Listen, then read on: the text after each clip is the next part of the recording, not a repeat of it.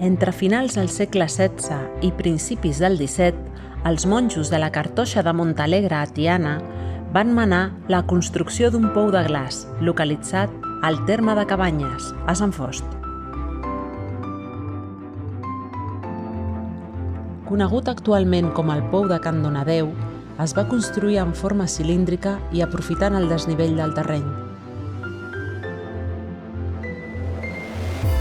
Els seus murs són de maçoneria de pedra rústica i la gran cúpula de maons, així com la torre adossada de planta rectangular amb una escala interior que comunica, a través de 5 finestres, les diferents seccions i alçades del pou. 14 metres de diàmetre i una alçada de 21, aproximadament 2 vegades la de l'Ajuntament de Sant Fost, el converteixen en el més gran de tota la Mediterrània occidental i un tresor arquitectònic, però veient-lo sobren les paraules.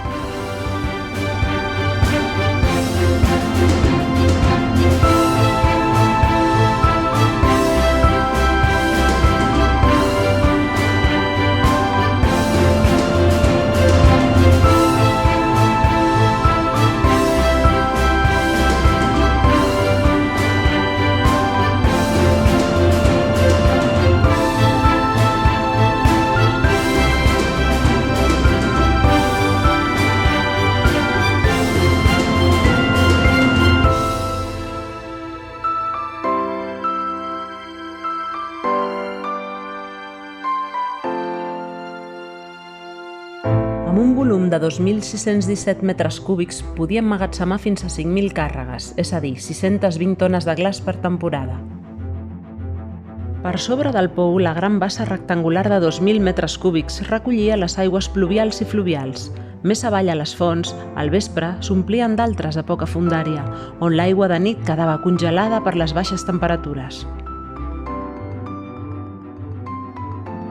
A la base dels fonaments hi ha la mina que connecta i envolta el pou, per on també treien els blocs de glaç per transportar-los en carretes de cavalls a la ciutat.